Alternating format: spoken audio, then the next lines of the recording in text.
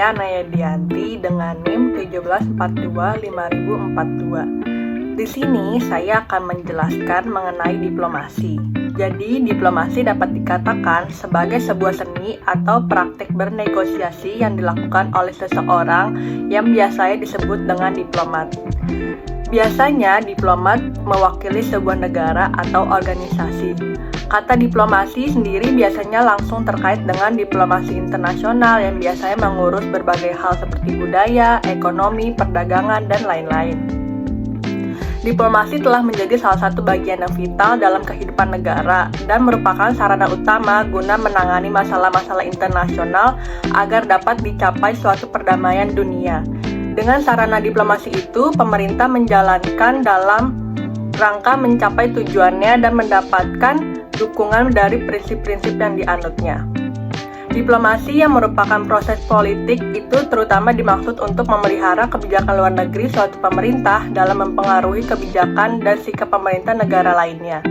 Sebagai sebuah proses politik, diplomasi juga merupakan bagian usaha saling mempengaruhi yang sifatnya sangat luas dan berbelit-belit dalam kegiatan internasional yang dilakukan oleh pemerintah maupun organisasi internasional untuk meningkatkan sasarannya melalui saluran diplomatik.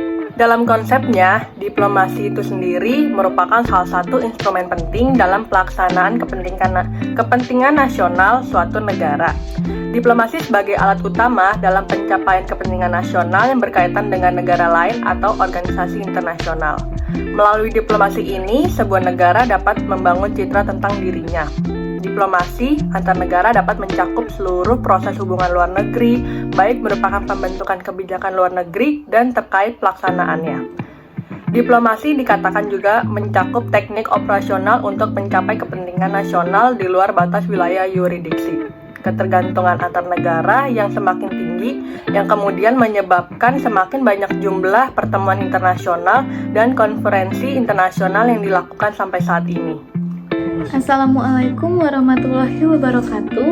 Nama saya Risti Anissa Indah Permata dengan NIM 21425000392. Di sini saya akan menjelaskan metode serta teknik diplomasi. Metode ini memiliki beberapa teknik tersendiri dalam mengaplikasikan diplomasi secara utuh. Yang pertama, ada diplomasi konferensi. Dalam konferensi internasional, persiapan dan pembicaraan pendahuluan akan memantapkan dasar-dasar bagi persamaan tujuan dan nilai dan persamaan pengertian sebagai teknik dalam konferensi agar berhasil. 2. Ada preventif diplomasi. Preventif diplomasi merupakan satu metode diplomasi yang digunakan untuk mencegah perselisihan yang timbul antar negara atau yang timbul antar pemerintahan dan kelompok minoritas. Mencegah agar konflik tidak menjadi terbuka, menyebar, dan apabila mungkin konflik itu diperkecil. Yang ketiga, ada diplomasi perjuangan. Dalam proses perjanjian Linggarjati, perjanjian Renville, serta konferensi meja bundar, jika dirurut memperlihatkan susunan diplomasi yang mengandung dua corak perjuangan, yaitu diplomasi di meja perundingan dan diplomasi di medan perang. Cara pertama yaitu diplomasi yang merupakan alat untuk menjamin penyerahan kekuasaan, sedangkan cara kedua ialah perjuangan yang timbul dengan keyakinan kemerdekaan sejati hanya akan didapat melalui konfrontasi tak mengenal kompromi dengan Belanda. Terima kasih. Nama saya Natalia Michelle Gabriela Lewol dengan NIM 224250051. Di sini saya akan menjelaskan tentang implementasi diplomasi digital Indonesia. Nah, diplomasi digital adalah penggunaan teknologi dan media digital untuk memperkuat hubungan diplomatik antara negara-negara. Nah, di Indonesia, diplomasi digital telah diimplementasikan dalam berbagai bidang, termasuk dalam memperjuangkan hak-hak pekerja migran Indonesia di luar negeri. Nah, studi kasus yang dapat diambil adalah upaya pemerintah Indonesia dalam memberikan perlindungan dan dukungan kepada pekerja migran Indonesia yang bekerja di luar negeri. Pemerintah Indonesia telah mengembangkan mengembangkan aplikasi Peduli Lindungi dan aplikasi konsuler digital untuk membantu pekerja migran Indonesia di luar negeri.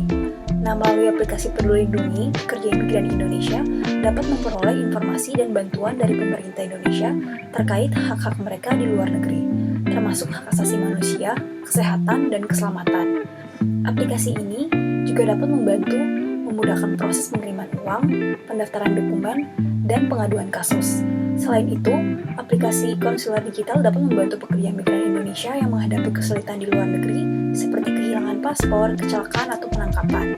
Nah, melalui aplikasi ini, pekerja migran dapat menghubungi perwakilan konsuler Indonesia di negara tujuan untuk mendapatkan bantuan dan perlindungan.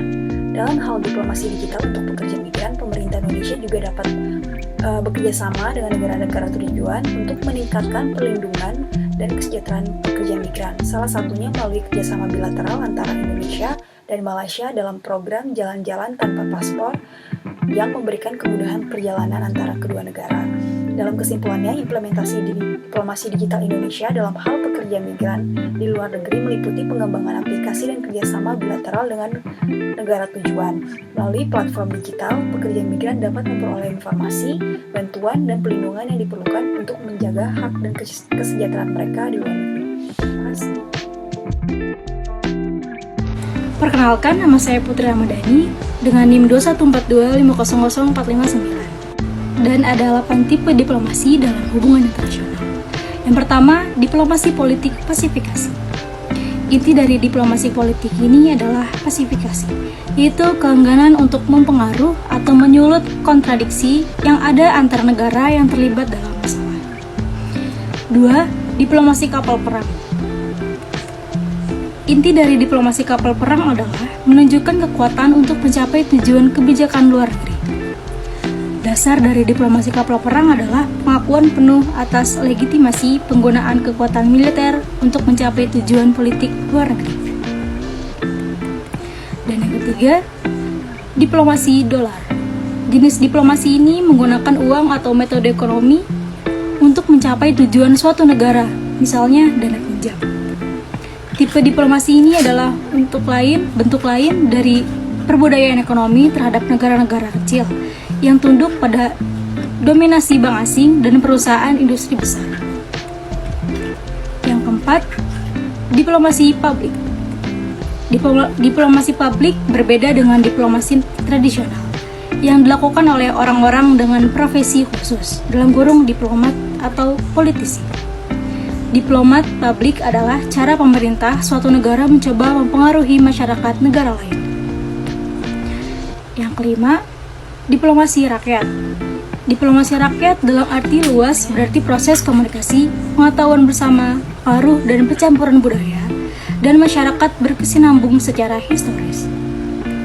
Yang keenam, diplomasi perantara. Diplomasi perantara merupakan salah satu cara penyelesaian sengketa dalam damai antara negara melalui sengketa perundingan dengan partisipasi negara ketiga atas dasar kondisi yang diajukan olehnya. Yang ketujuh, diplomasi ekonomi. Diplomasi ekonomi adalah bidang khusus kegiatan diplomatik modern yang terkait dengan penggunaan masalah ekonomi sebagai objek, sarana usaha, kerjasama dalam hubungan internasional.